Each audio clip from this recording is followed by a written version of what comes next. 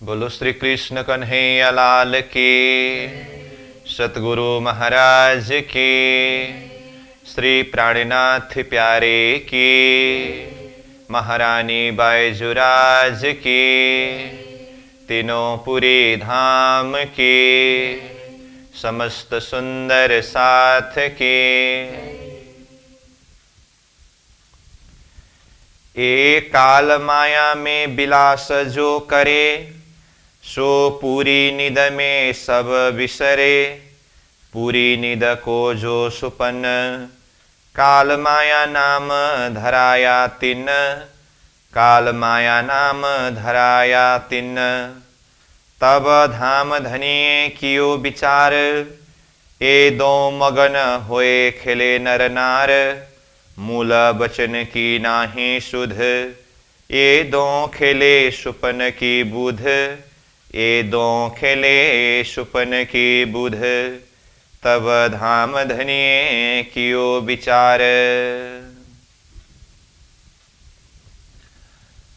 उपस्थित संपूर्ण सुंदर साह जी, साधक एवं साधिकाएं, प्रशिक्षण शिविर सत्र का आज हम 122वां दिवस तथा यह प्रकटवाणी विषय प्रसंग का 14वां दिवस के पावन बैठक में उपस्थित हुए हैं।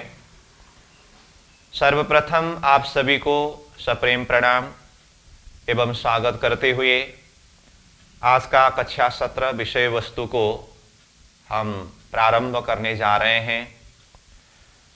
अब तक ये प्रकटवाणी विषय प्रसंग में चौपाई नंबर 26 तक हमने चिंतन किया, चर्चा किया।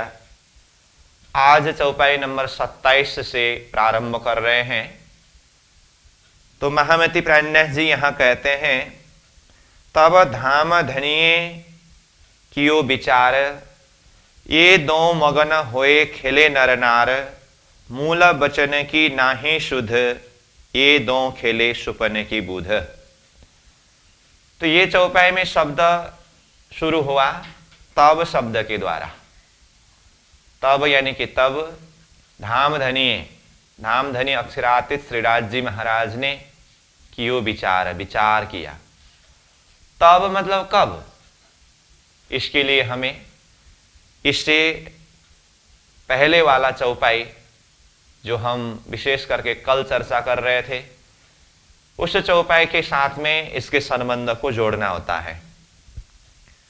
विशेष करके ये 26 नंबर चौपाई में कहा, ये ब्रजलीला जो 11 वर्ष 52 दिन तक हुई, इसको काल माया का ब्रह्मांड करके कहा। और उसके अवस्था को पूरी नींद शब्द प्रयोग किया और पूरी नींद में सब विसरे करके कहा। तो पूरी नींद अवस्था किस अर्थ में है और सब विसरे मतलब सब भूलना मतलब किस अर्थ में है, इस विषय में हमने कल ही चर्चा किया है। और ये ब्रजमंडल को पूरी नींद कहा, तो फिर इसी के साथ में रास जो योगमाया का ब्रह्मांड है, इसका स्वप्न अवस्था, फिर ये तीसरे ब्रह्मांड जागने के ब्रह्मांड की जागृत अवस्था, इस विषय में भी हमने कल चर्चा किया। तो उसमें से ब्रजमंडल की अवस्था को पूरी नींद कहा, मतलब तारतम्य न होने से संबंध का परिचय भी नहीं है और ये संसार का मर्यादा का बंधन यानी कि संसार भी नहीं छूटा है। ये पूरी नींद है जिसमें सब विसरे। सब मतलब परम धाम में श्रीराज जी महाराज के साथ में हम आत्माओं ने खेल मांगते समय श्रीराज जी के साथ में जो कुछ भी वचनबद्धता हुई थी, जो कुछ भी वादा किए थे हम आत्माओं ने, वो सब भूल गए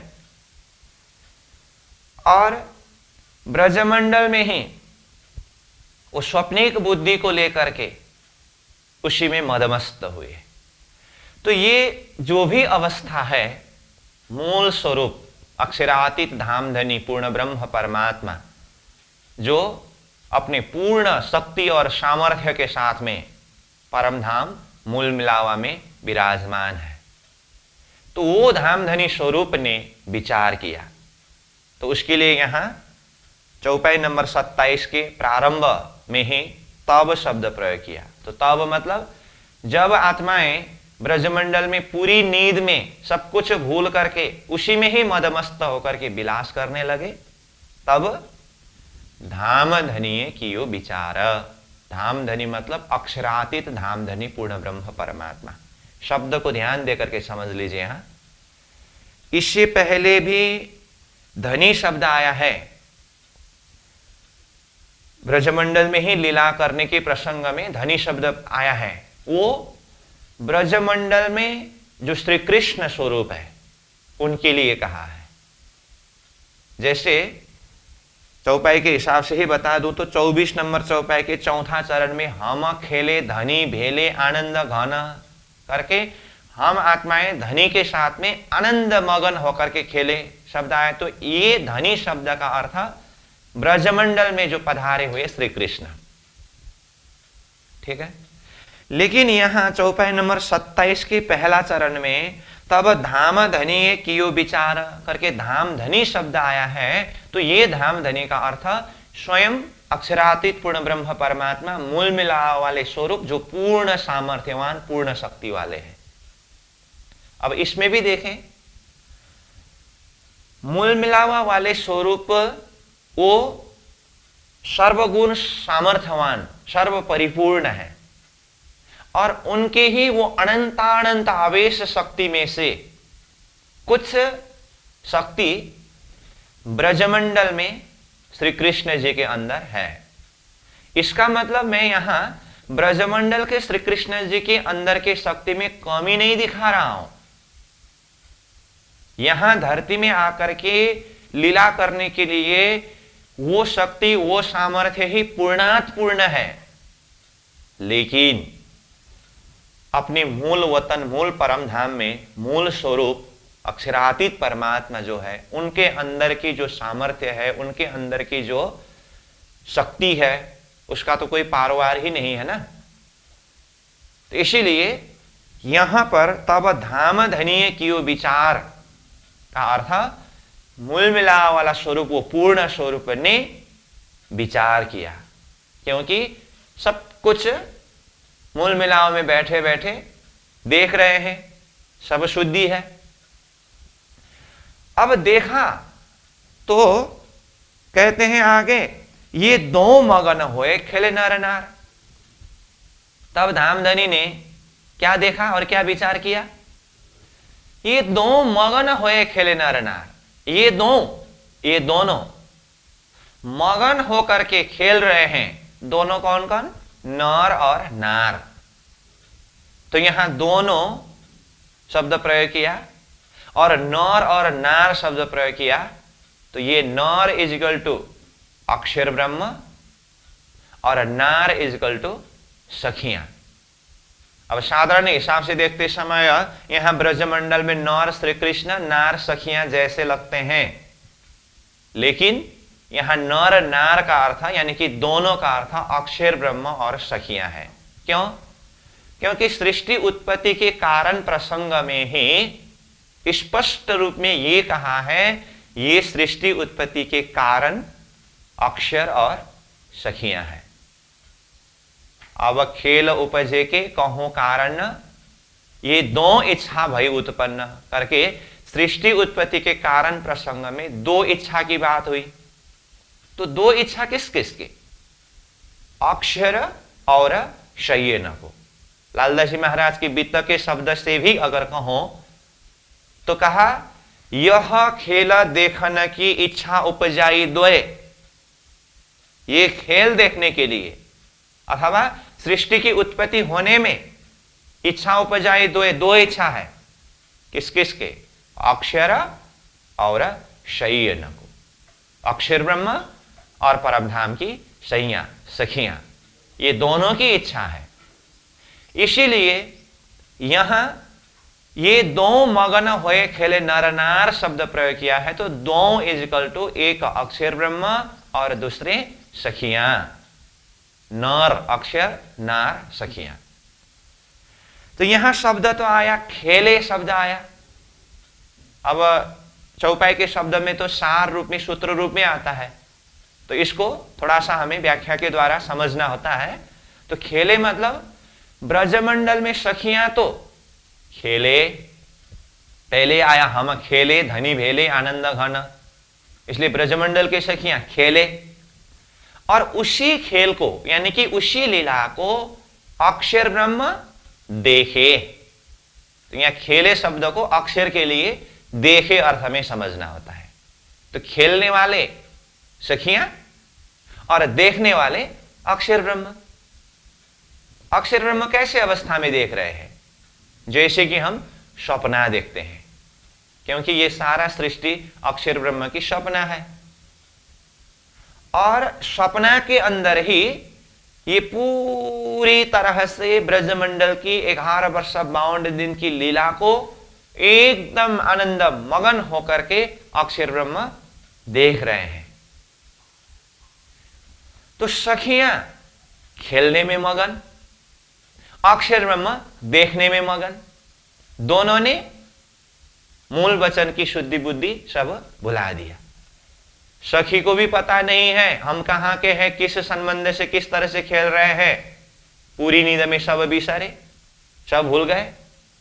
और अक्षर ब्रह्म को भी ये शुद्धि नहीं है मैं कौन हूं, ये सखियां कौन है, कहां के संबंध से किस तरह से खेल रहे हैं, क्या है कुछ पता नहीं है। बस जो कुछ भी लीला हो रही है उसको देख करके मगन हो रहे हैं। श्रीराज जी महाराज जानते हैं अक्षर को देखने में मगन और सखियों को खेलने में मगन बनाने के लिए ही यह सृष्टि का विस्तार नहीं किया है। तो एक तरफ अक्षर ब्रह्म को परमधाम के अंदर की लीला की शुद्धि दिलानी है, दूसरी तरफ सखियों को विरह का अनुभव कराना है। तो अब प्रियतम धामधनी श्रीराज जी ने ये दोनों कार्य को संपन्न कराने के लिए, यानी कि आत्माओं को भी विरह का अनुभव कराना है, अक्षर ब्रह्म को भी ये परमधाम की लीला है करके शुद्धि दिलाना है। इसीलिए अब तक ये दोनों नर नार पूरी नींद में सब कुछ भूल करके खेल रहे थे, देख रहे थे, ऐसे मगन आगे कहा मूल वचन की नाही शुद्ध, मूल वचन की शुद्धि ही नहीं है इन दोनों को। मूल वचन मतलब वो परमधाम में जागृत अवस्था में होते समय का ही, संसार में आने से पहले की।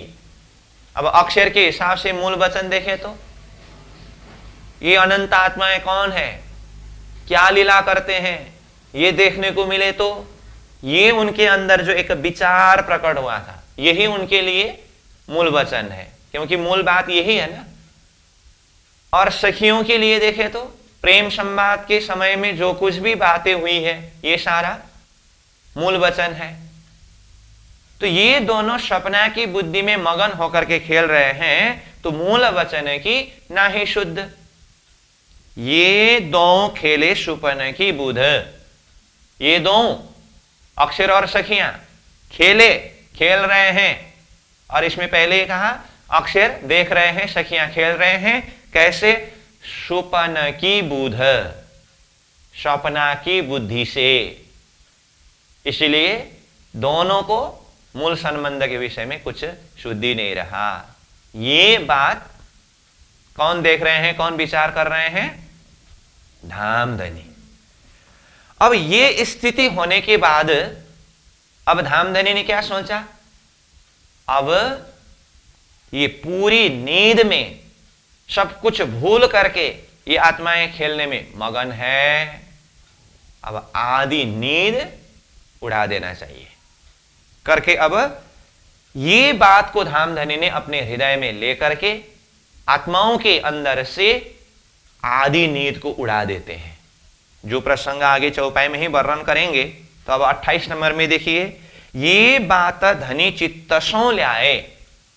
ये बात मतलब आत्माएं पूरी नींद में सब कुछ भूल करके, मूल वचन की कोई शुद्धि नहीं है, सखियां खेलने में मगन, अक्षर ब्रह्म देखने में मगन, सुपना की बुद्धि से ही खेल रहे हैं, देख रहे हैं। तो ये बात को अक्षरातीत धामधनी मूल मिलाव वाले स्वरूप ने चित्त में लेकर के आदि नींद तब दई उड़ाए, आत्माओं के हृदय अंतस्करण के अंदर से आदि नींद को उड़ा दिया। ये बात धनी चित्त सो लाए। 27 नंबर चौपाई में बताए हुए आत्माओं की स्थिति जो है, मूल वचन की नाही शुद्ध, ये दो खेले सुपन की बुध। तो ये स्थिति को जान करके धामधनी ने इस बात को चित्त में लेकर के आदि नींद तब दई उड़ाए, आधा निद्रा को उड़ा दिया। ठीक। अब ये आधा नींद को उड़ाने का अर्थ 11 वर्ष 52 दिन की ब्रज लीला पूरी होने के पश्चात बंसी बजा करके आत्माओं को ये संसार छुड़ा करके केवल धाम में योग माया के वृंदावन में रसरास के लिए पहुंचाना, ये आधा नींद उड़ाना है। शुरू में मैं बोल रहा हूं, जो आगे चौपाई स्वयं वर्णन करेंगे।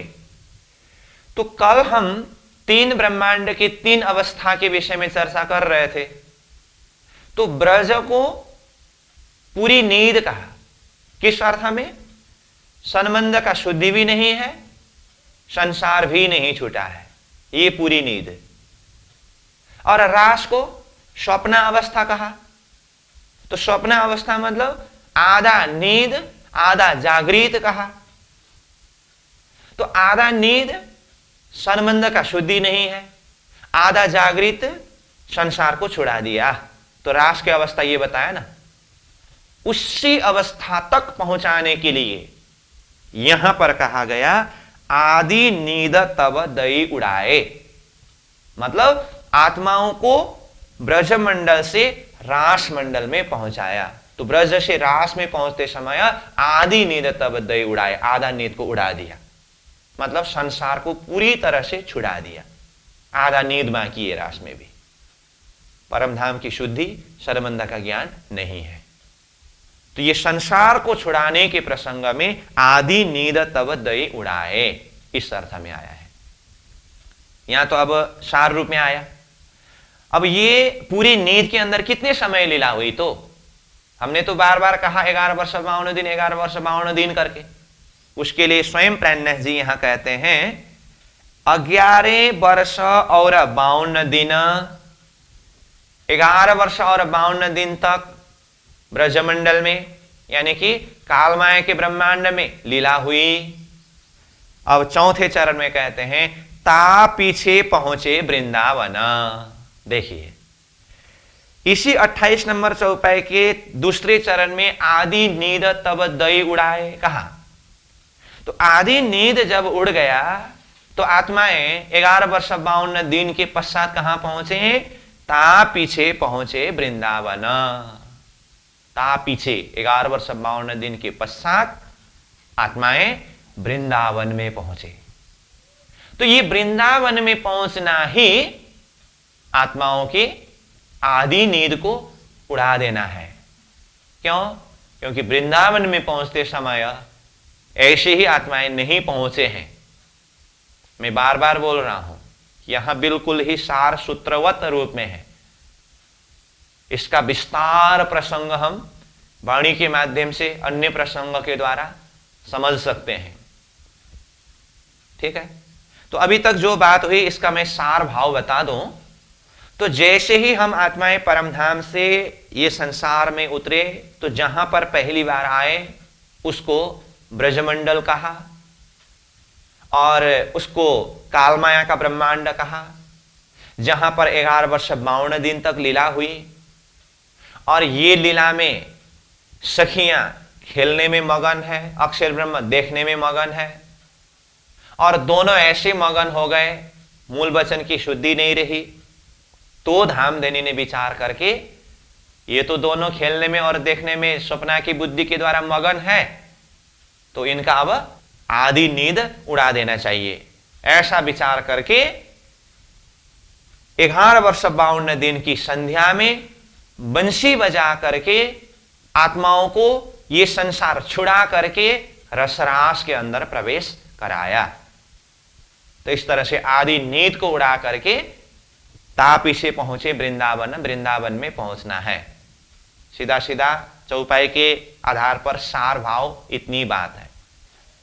इसका मतलब अब प्रसंग ब्रजमंडल के पश्चात अब रास मंडल के तरफ प्रस्थान कर रहे हैं।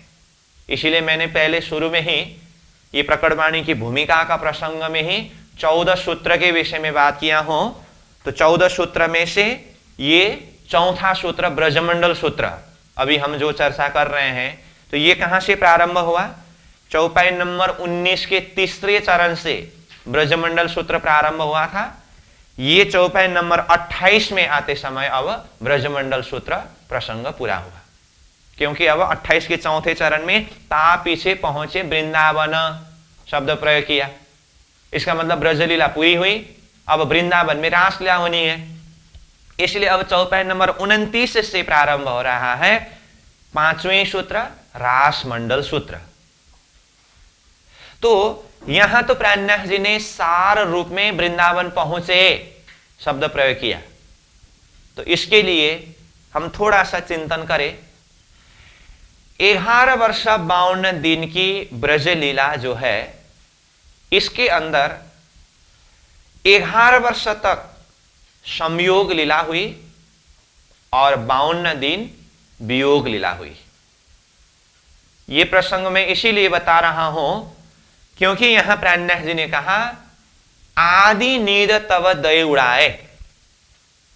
तो आदि निद्रा को उड़ाने के लिए धनी ने क्या युक्ति को अपनाया, इसके लिए हमें ब्रजमंडल के अंदर की ही लीला को और चिंतन करना होता है। इसलिए मैं ये प्रसंगों को जोड़ रहा हूं। तो 11 वर्ष तक संयोग लीला हुई और 52 दिन तक वियोग लीला हुई। क्योंकि ये वियोग लीला के प्रसंगों को समझे बिना हम 52 दिन की संध्या में बंसी बजने पर सखियां किस तरह से ये संसार को छोड़ करके वृंदावन में पहुंचे, इस बात को अच्छी तरह से समझ नहीं सकते हैं। तो बंसी के नाद में संसार को छोड़ करके योग माया के ब्रह्मांड में पहुंचना, ये आधा नींद उड़ाना है। तो उसके लिए कारण क्या बना? 52 दिन की वियोग लीला। तो 52 दिन की वियोग लीला प्रसंग कैसे हुई?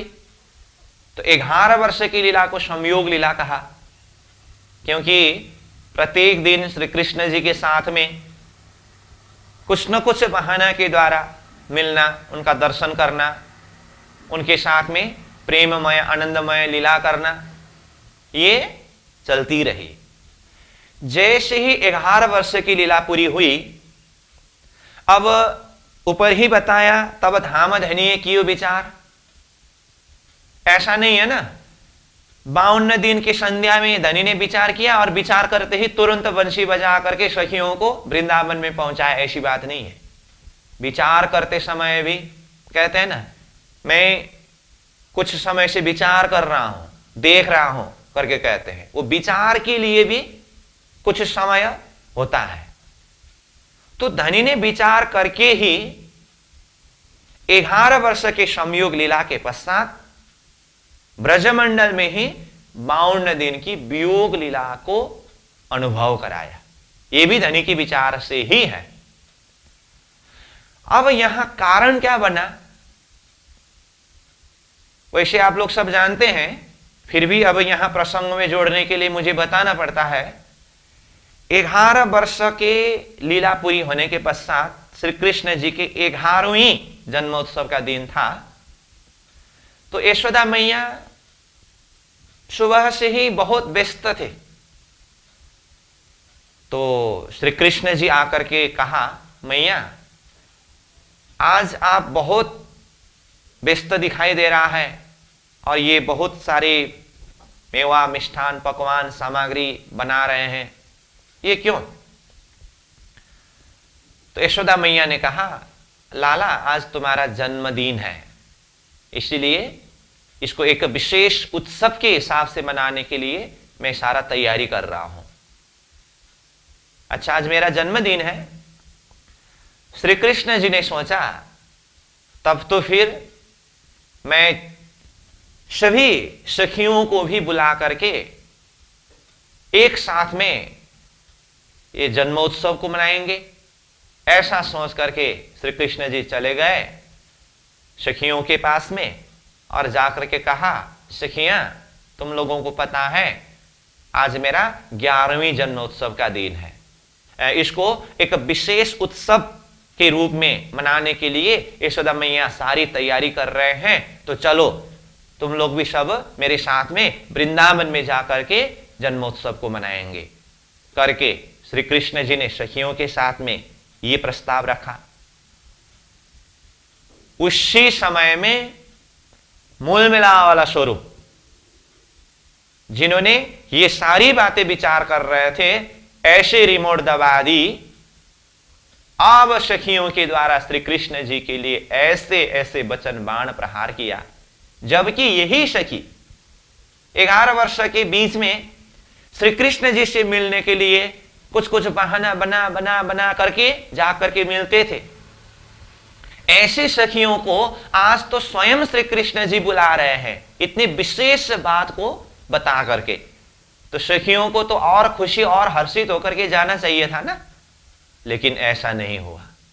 जैसे ही श्री कृष्ण जी ने यह प्रस्ताव रखा तो सखियों ने तो श्री कृष्ण जी को पता नहीं ऐसे ऐसे कटु वचन बाण प्रहार कर दिया, श्री कृष्ण तुमने हमारे साथ में आकर के ऐसे वचन करने का हिम्मत भी कैसे किया? हम कुल बधू नारी है, हम संसार की मर्यादा में बंधे हुए हैं, और तुम जैसे अलवेला के साथ में हम वृंदावन में जाए तुम्हारे जन्मोत्सव मनाने के लिए करके पता नहीं अब क्या क्या शब्द वचन बाण प्रहार कर दिया। श्री कृष्ण जी तो बेचारे देखते ही रह गए। सोचा चलो ठीक है, सखियां जाने के लिए तैयार नहीं है तो हम भी जबरदस्त नहीं करेंगे। इतना हर्षोल्लास के साथ में गए थे, सखियां मानेंगे करके सखियों ने तो माना तो नहीं, उल्टी सीधी वचन बाण प्रहार कर दिया और अपने आप को एकदम से कुल बधू नारी इस तरह से साबित करने लगे। ठीक है, श्री कृष्ण जी लौट करके आए और उनका तो ग्वाल वाल के साथ में गौ बछड़ा चराने के लिए वृंदावन में जाना और वृंदावन में जाकर के दिन भर लीला करना, शाम को वापस आना, ये तो नित्य लीला चलती रहती थी। तो इसी तरह से अब ग्वाल वाल को साथ में लेकर के गए वृंदावन में, जैसे भी हो उत्सव मनाया।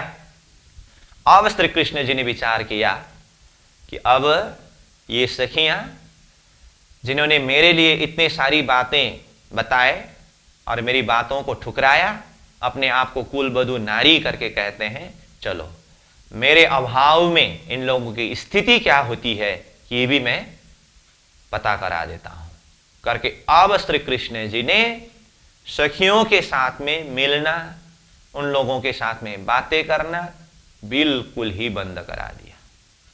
यहां पर यह लीला हो रही है। अब ये 11 वर्ष की बात है। अब 1 दिन 2 दिन 3 दिन नहीं, 52 दिन का समय व्यतीत हुआ। श्री कृष्ण जी और सखियों के बीच में मुलाकात बिल्कुल ही नहीं है। सखियों ने अब श्री कृष्ण जी के लिए बहुत सारे ऐसे कटु वचन बाण प्रहार तो किया, लेकिन थोड़े समय बीतने के बाद सखियों को प्रायश्चित हुआ कि हाय हमने क्या कहा ऐसे। श्री कृष्ण जी तो हमारे प्राणेश्वर है, प्राण वल्लभ है, वो तो हमारे आधार है, उन्हें हमने ऐसे वचन बाण प्रहार किया, हमने बहुत बड़ी भूल की। सखियों को प्रायश्चित जरूर हुआ। अब श्री कृष्ण जी से मिलकर के माफी मांगना चाहिए, अपनी भूल को स्वीकार करना चाहिए।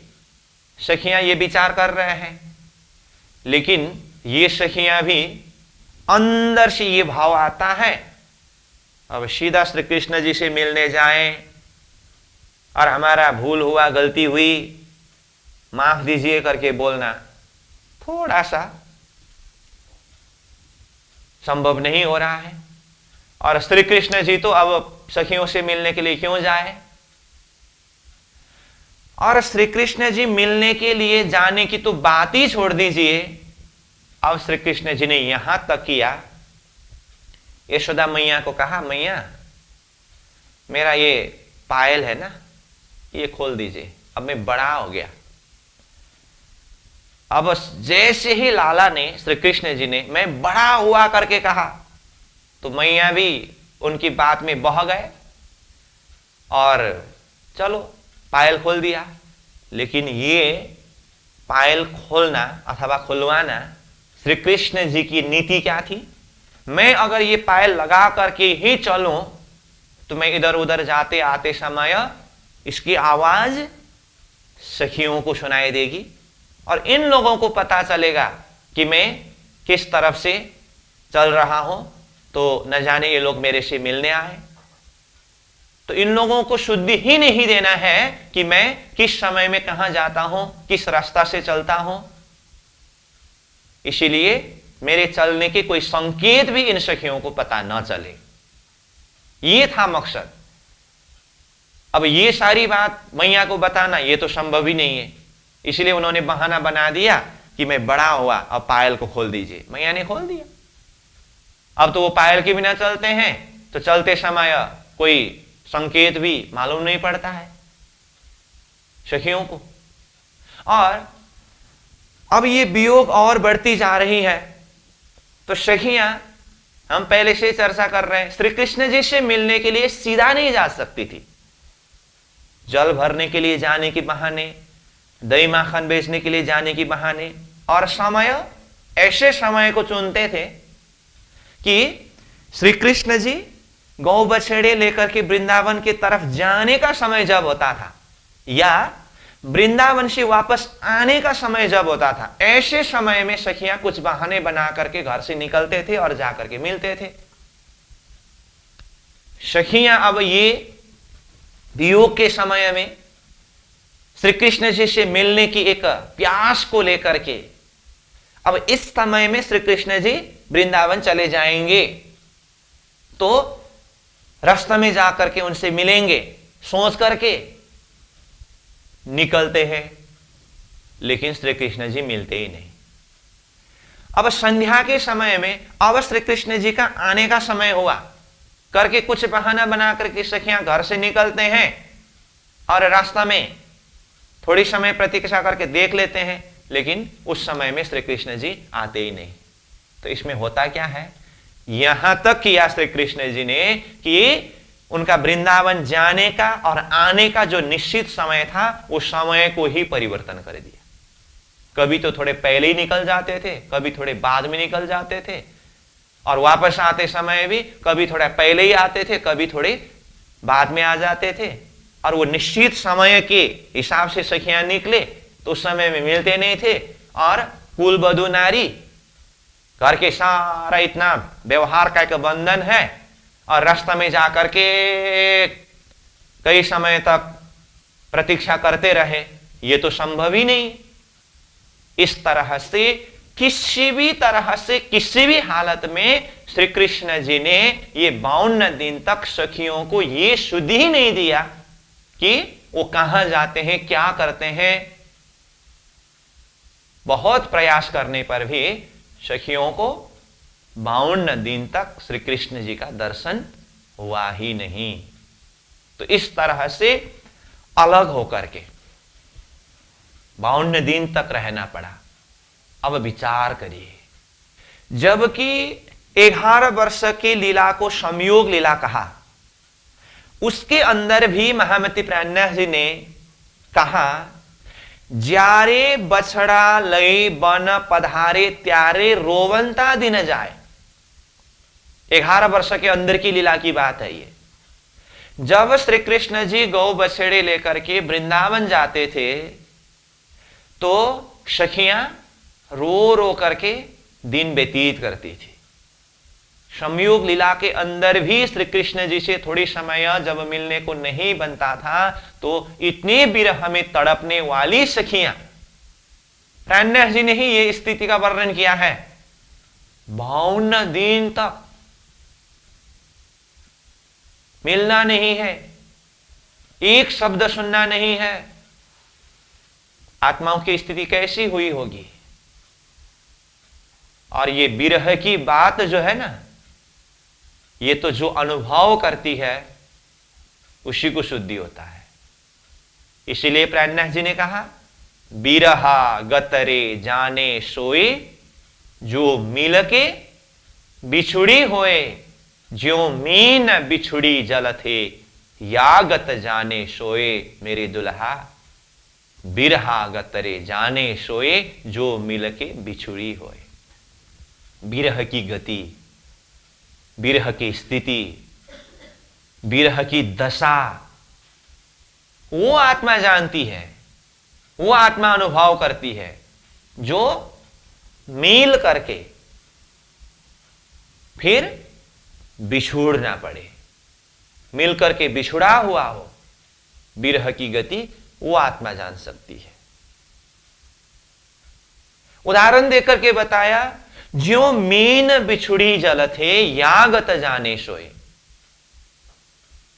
जिस तरह से मीन यानी कि मछली बिछुड़ी जल थे, जल से पानी से बिछुड़ते हैं, अलग होते हैं। यागत इसकी गति, उसकी स्थिति, उसकी अवस्था जाने सोए, सोए मतलब वो मछली ही जान सकती है। जल से अलग करने पर मछली की स्थिति कैसी होती है, विरहीन आत्मा की स्थिति ऐसे ही होते हैं।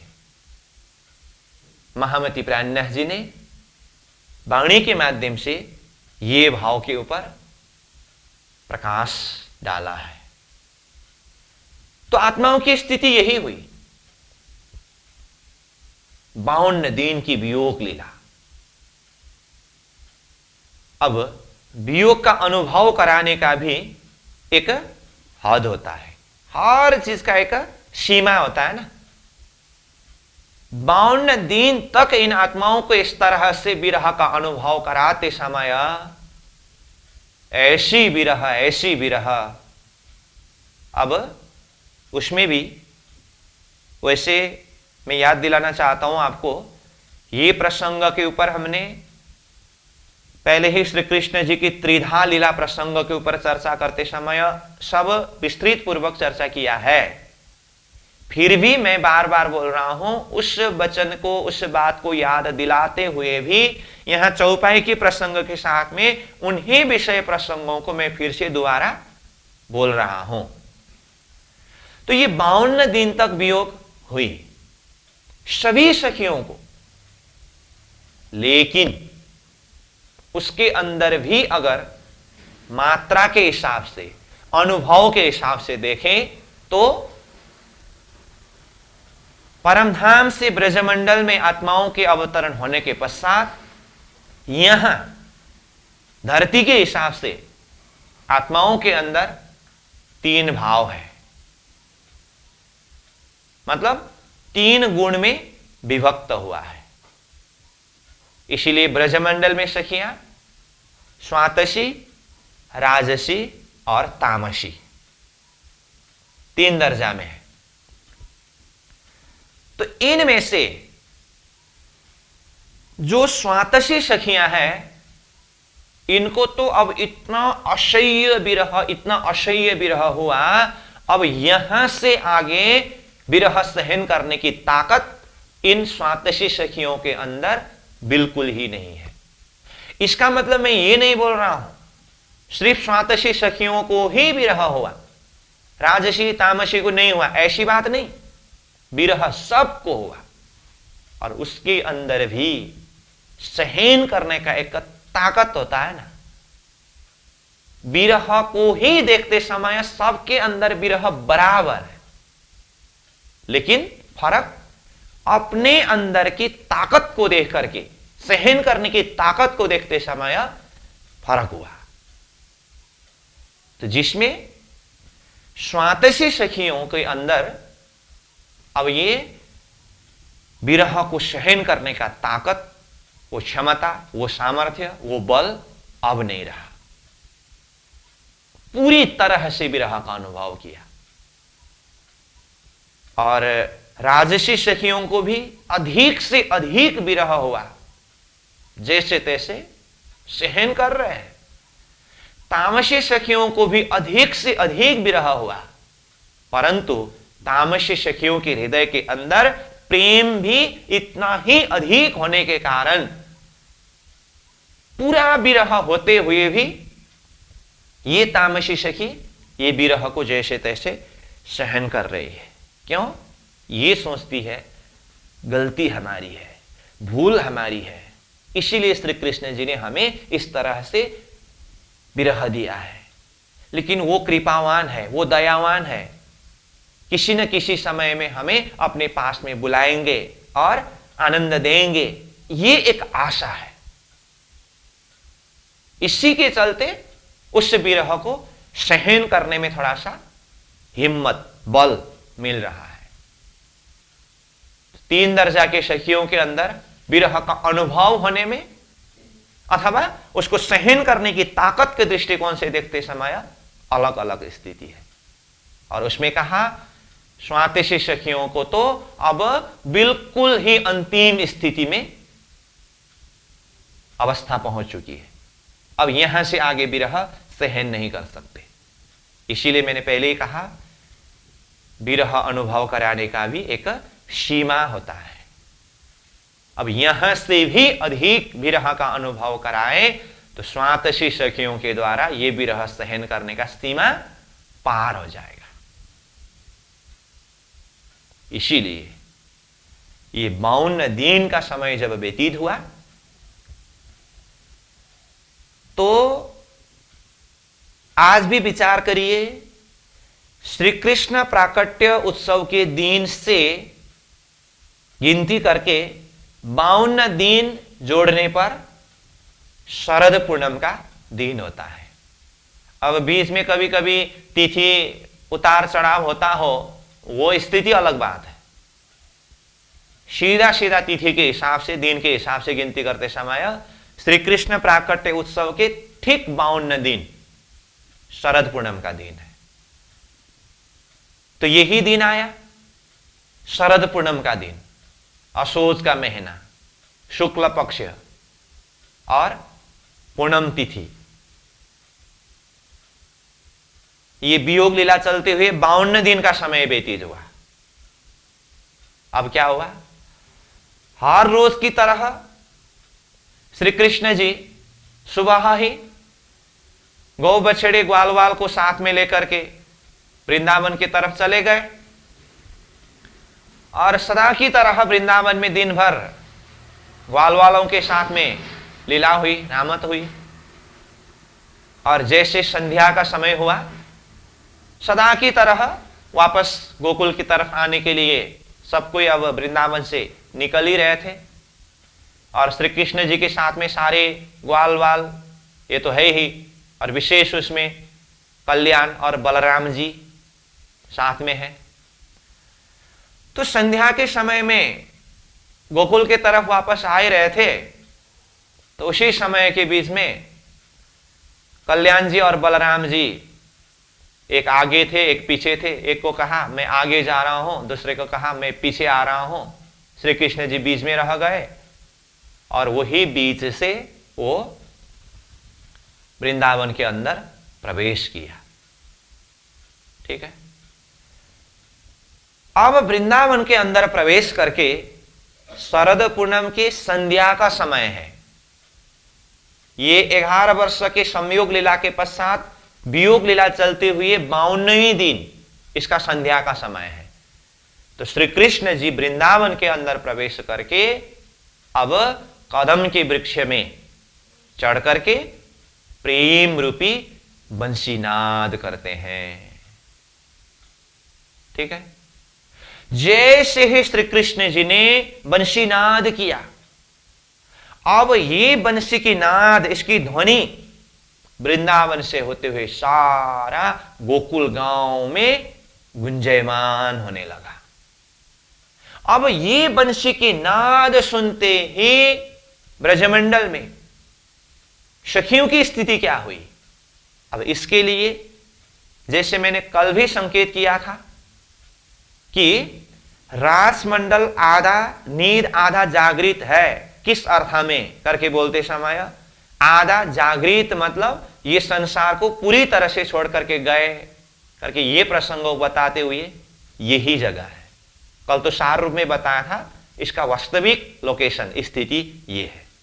जैसे ही बंसी बजी, अब बंसी बजने पर सखियों ने ये बंसी की नाद अपने कान से सुनी, तो अब सखियों की स्थिति क्या हुई, इस विषय में खुलस्त रूप में वर्णन किया है वाणी में रास ग्रंथ का 5वां प्रकरण में। शरद निशारे पूर्णमतनी आव्याते आशुरे मास सकल कलाणी चंद्रमा एणे रजनीय किधोरे रास। समय निश्चित किया, शरद शरद ऋतु, निशा यानी कि रात्रि संध्या का समय, शरद निशानी, पूनम तनी पूनम तिथि के, आव्याते आशोरे मास, महीना कौन सी महीना है, असोज का महीना है, और शरद पूर्णिमा की वो पूर्ण चंद्रमा, सकल कलाणु चंद्रमा, संपूर्ण कला से यानी कि शोर कला से संपन्न युक्त चंद्रमा, एणे रजनीय की धोरी रास, ऐसी रात्रि में रास लीला की है करके ये समय स्थिति को बताया। और वहीं पर श्री कृष्ण जी की बंसी किस तरह से बजी ये बात भी बताया है। और ये बंसी के नाद में सखियों ने अपनी अपनी नाम को सुना। तो ये बंसी के नाद में अपनी नाम सुनते ही तामसी सखी जैसे के तैसे अवस्था से संसार के कार्य को छोड़ करके वो दौड़ चलते हैं। मैं यह सार में बता रहा हूं, और इसको विस्तृत हिसाब से जानने के लिए मैंने जैसे बताया रास ग्रंथ का 5वां प्रकरण को खोल करके एक एक चौपाई एक एक शब्द शब्द के ऊपर चिंतन करना होता है। जब बंशी बजी, अब ये सखियां तो जैसे कहा ना, सारा व्यवहार तो संभालना पड़ता है। अब श्री कृष्ण जी के वियोग में तड़प रहे हैं करके सारा काम काज व्यवहार छोड़ करके अश्रुधारा बहा बहा करके रो करके रहना, यह तो संभव नहीं है। अंदर भी रहा है, अंदर तड़प है, लेकिन बाहर व्यवहार में रत्ती भर भी किसी को संकेत तक भी पढ़ने नहीं देना है। इसीलिए सखियां अपने अपने घर व्यवहार के कार्य में ही व्यस्त थे। जैसे ही बंसी बजी, तामसी सखियों ने तो जो कुछ भी काम काज कर रहे थे वैसे ही अवस्था में संसार को पूरी तरह से छोड़ करके वृंदावन की तरफ दौड़ चले। जैसे उसके लिए मैं एक चौपाई के द्वारा संकेत करूं तो प्राणनाथ जी ने कहा, कोई सखीरे होती गाय दोहती, दूध घोड़ियों रे हाथ माहे, एणे समय बेण थई बल्लभ की, पड़ी गयो घोड़ियों तेणे ताहे। इसका अर्थ क्या है? कोई सखी मतलब कितने सखियां होती, गाय दोहती, गौ के दूध निकाल रही थी, दूध घोड़ियों रे हाथ माए, हाथ में वो दूध निकालने का बर्तन होता है ना, वो था, दूध निकाल रहे थे।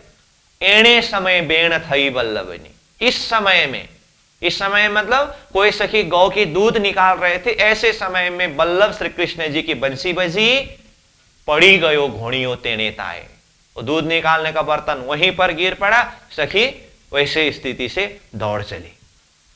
कोई सखी अपने बच्चा को स्नान करा रही थी, बंसी के नाद पर अपनी नाम सुनी तो शुद्धि बुद्धि नहीं रहा, व्याकुल होकर के दौड़ चली, वो जमीन में ही गिर पड़े। कोई सखी पति को भोजन कराने के लिए भोजन पिरोसी रहे थी, उसी समय में बंसी के नाद में अपनी नाम सुनी तो एक पग पति के सिर के ऊपर और दूसरा दरवाजा क्रॉस करके निकल गए। अब सुनते समय कुछ अटपटा सा लगता है। अब ये प्रेम में मदहोश होने के बाद संसार कुछ शुद्धि नहीं होता है। तामसी सखियों की स्थिति है ये। और साथ में राजसी सखियां, बंसी की नाद में इन्होंने भी अपने नाम सुने। अरे बंसी की नाद में अपने नाम सुनने की तो बात ही छोड़ दीजिए, इन आत्माओं की स्थिति ये 52 दिन के विरह में क्या हुआ पता है? श्री कृष्ण जी की याद में, श्री कृष्ण जी के चिंतन में तड़पते तड़पते तड़पते तड़पते इधर काम व्यवहार करते समय कहीं कुछ बर्तन अथवा कुछ वस्तु टकरा करके कुछ आवाज आता था, तब भी अंदर से ऐसा लगता था कि कहीं श्री कृष्ण बुला रहे हैं। ये स्थिति की आत्मा को श्री कृष्ण जी के बंशी के नाद में अपने नाम सुनना, ये कोई आश्चर्य की बात नहीं है।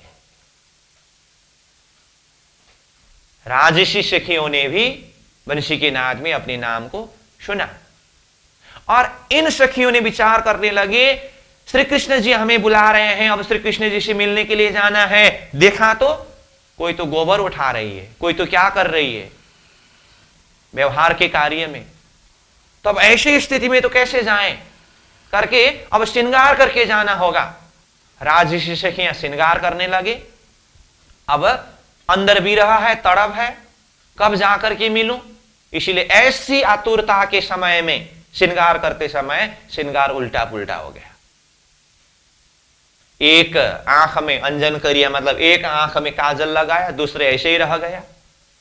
कान का आभूषण चरण में लगा दिया, चरण का आभूषण कान में लगा दिया। उल्टा पुल्टा श्रृंगार करके राजसी सखियां भी दौड़ चले वृंदावन की तरफ। और स्वातसी सखियां, स्वातसी गुण कैसे?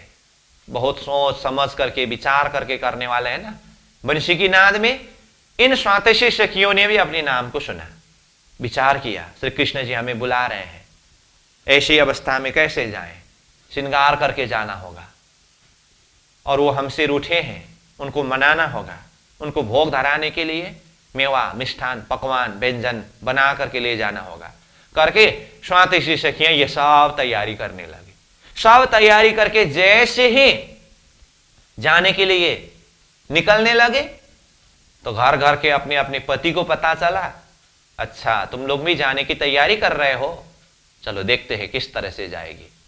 दरवाजा को बंद कर दिया और दरवाजा से निकलने ही नहीं दिया।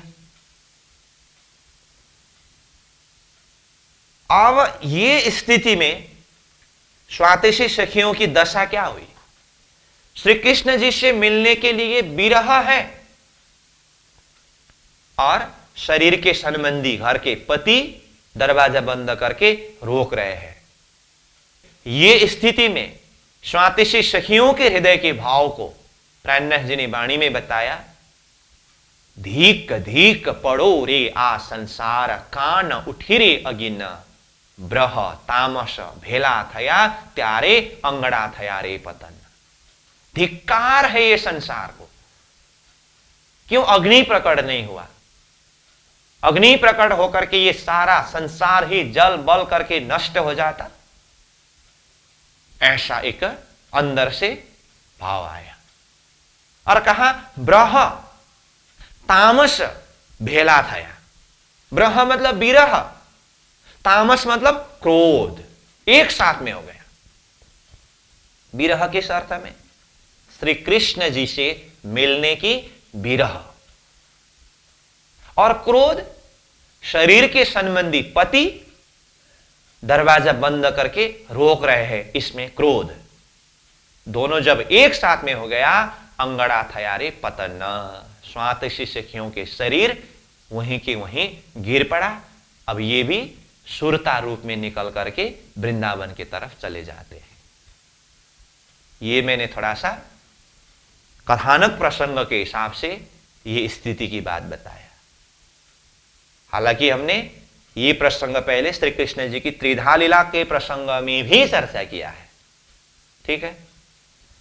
अब इस तरह से सखियां बंशी के नाद को सुनकर के निकले, यहां तक की बात मैंने बताया, ठीक है। अब यहां से आगे जो प्रसंग है ये भी हम चर्चा करेंगे, लेकिन एक बार फिर से चौपाई में देखिए मैंने किस चौपाई के आधार पर ये कथा प्रसंगों को शुरू किया था। यहां कहा ये बात धनी चित्त सो ल्याए, आदि नींद तब दई उड़ाए। आदि नींद को उड़ा दिया और 11 वर्ष और 52 दिन ता पीछे पहुंचे वृंदावन करके कहा। तो ये चौपाई नंबर 28 के ही आधार पर ये प्रसंगों को मैं व्याख्या कर रहा था। तो इसमें आदि नींद तब दई उड़ाए शब्द आया। तो आदि नींद उड़ाना मतलब बंसी बजा करके सखियों को ब्रजमंडल से रास मंडल में पहुंचाना। आदि नींद उड़ाना मतलब संसार को छुड़ा देना। और उसी के लिए कहा ता पीछे पहुंचे वृंदावन, संसार को छोड़कर के सखियां वृंदावन में पहुंचे। लेकिन आदि नींद उड़ाने के लिए, यानी कि ब्रजमंडल को, यानी कि संसार को छुड़ा करके रास मंडल तक आत्माओं को पहुंचाने के लिए, बंसी के नाद पर संसार को छोड़ करके श्री कृष्ण जी से मिलने के लिए जाने की एक हिम्मत, एक बल को हृदय के अंदर भरने के लिए 52 दिन तक की विरह अनुभव कराना पड़ा। ये 52 दिन के असह्य विरह के बल के कारण ही सखियां 52 दिन की संध्या में बंसी बजते समय संसार को पूर्ण रूप से परित्याग करके श्री कृष्ण जी से मिलने के लिए वृंदावन की तरफ दौड़ सके। इसीलिए यहां आदि नींद तब दई उड़ाए में सिर्फ 52 दिन की बंसी बजना ही आदि नींद उड़ाना नहीं है। ये 52 दिन की विरह जो है ना, ये 52 दिन की विरह अनुभव कराना ही आदि नींद उड़ाने की पूर्ण तैयारी है। इसीलिए मैंने ये 52 दिन की स्थिति को बताने के लिए 11 वर्ष की संयोग लीला और 52 दिन की वियोग लीला की बात बताया। यही विरह के अनुभव के एक बल के द्वारा जैसे ही 52 दिन की संध्या में बंसी बजी तो संसार को पूरी तरह से परित्याग करके आत्मा वृंदावन की तरफ दौड़ चले। तो यह है इस चौपाई के आधार पर थोड़ा सा चिंतन करने का सूत्र। अब इसके बाद अभी तो हमने बंसी बजाए करके ये चौपाई के आधार पर अब आत्माओं को आदि नींद उड़ा करके वृंदावन पहुंचाने के लिए कथा प्रसंगों को खींच करके बताया। अब ये बात को स्वयं प्राणनाथ जी आगे चौपाई में ही वर्णन करेंगे। तो फिर मैं एक बार 28 नंबर चौपाई को उच्चारण कर देता हूं सार रूप में। देखिए, ये बात धनी चित्त सो ल्याए। ये बात मतलब कौन सी बात?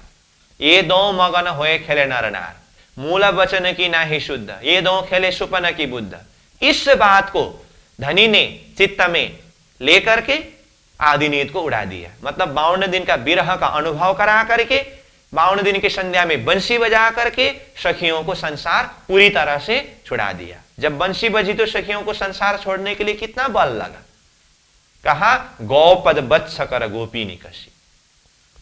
गौपद वत्स मतलब गौ के बछड़े के पाग के द्वारा वो गीली मिट्टी को दबाते समय छोटा सा एक खड्डा बनता है और उसमें पानी जम जाता है। उस पानी को नागने के लिए, उलांघने के लिए कितना बल करना पड़ता है।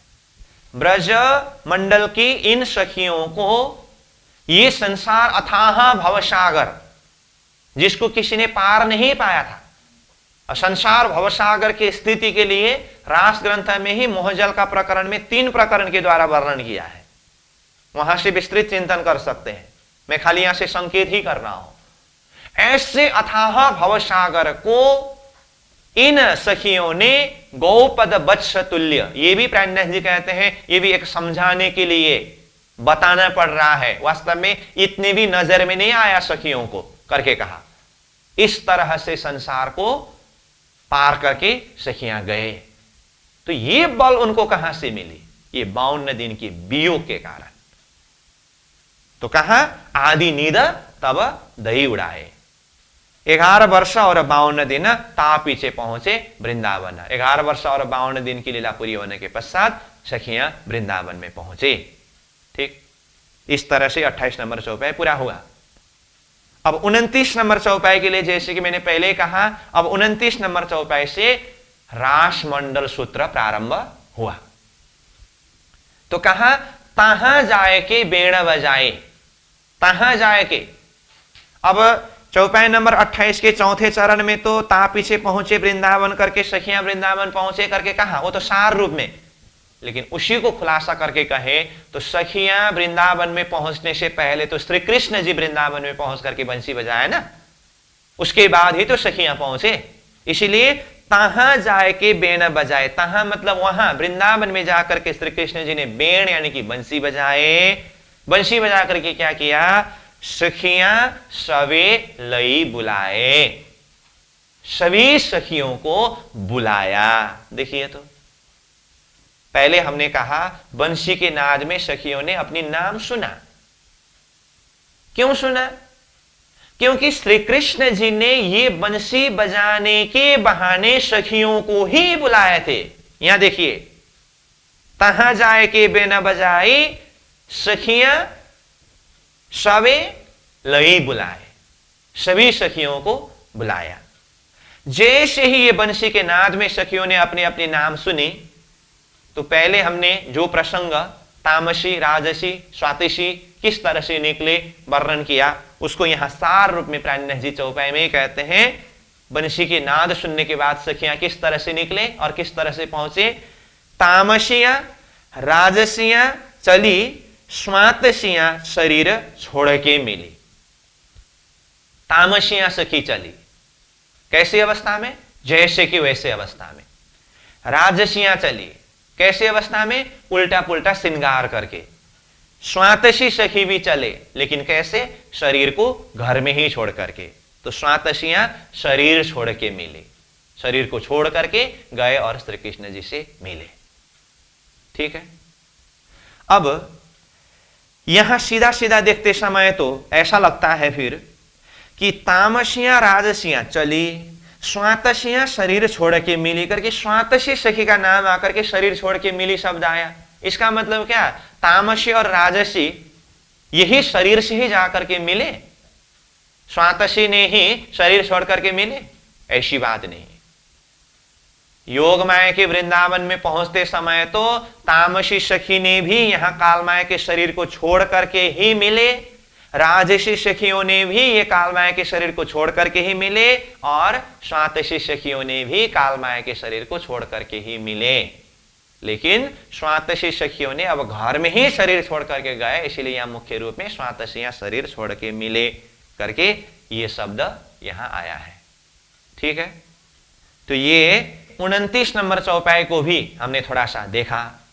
अब यही प्रसंग में 30 नंबर चौपाई में और कुमारिका ब्रज बधु संग जेह सूरत सब अक्षर की यह जो व्रत कर की मेली संग श्याम मूल अंग या के नहीं धाम करके कुमारिका सखियां भी ये बंसी के नाद पर ही ये संसार को छोड़ करके वृंदावन में पहुंचने की बात है। और बहुत सारी बातें हैं, लेकिन ये एक एक शब्द शब्द सूत्रवत रूप होने के कारण एक एक सूत्र के अंदर काफी प्रसंग व्याख्या करने का, चिंतन करने का है। पहला तो अभी हमने सिर्फ बंसी बजा करके सखियों को दौड़ाया ही, तो इसके अंदर बंसी बजना कहां प्रारंभ हुआ और बंसी बजते बजते वास्तव में योग माया का वृंदावन कहां पर तैयार हुआ, सखियां कहां पहुंचे। यहां से शरीर तो छोड़ा, तो फिर योग माया का शरीर को धारण करके किस तरह से श्री कृष्ण जी से मिले, ये प्रसंग भी व्याख्या करना है। और कुमारिका सखी की बात आई है चौपाई नंबर 30 में, तो ये कुमारिका सखियां कौन है जिन्होंने व्रत करके श्री कृष्ण जी से मिले करके कहा है, तो इनके विषय की व्रत की बातें भी खुलासा करना बाकी है। इसलिए आगे एक एक पॉइंट के ऊपर काफी व्याख्या करने का प्रसंग होने के कारण और अभी समय पूरा होने के कारण मैं चौपाई नंबर 29 को ही दोहरा करके अभी के क्लास को विश्राम देता हूं। फिर यही प्रसंग को निरंतर हम दूसरे बैठक में आगे बढ़ाएंगे। ठीक है। तहां जाए के बेन बजाए, सखियां सबे लई बुलाए, तामसियां राजसियां चले, स्वात सिया शरीर छोड़ के मेले, स्वात सिया शरीर छोड़ के मेले। बोलो श्री कृष्ण कन्हैया लाल की, सद्गुरु महाराज की, श्री प्राणनाथ प्यारे की। प्रणाम।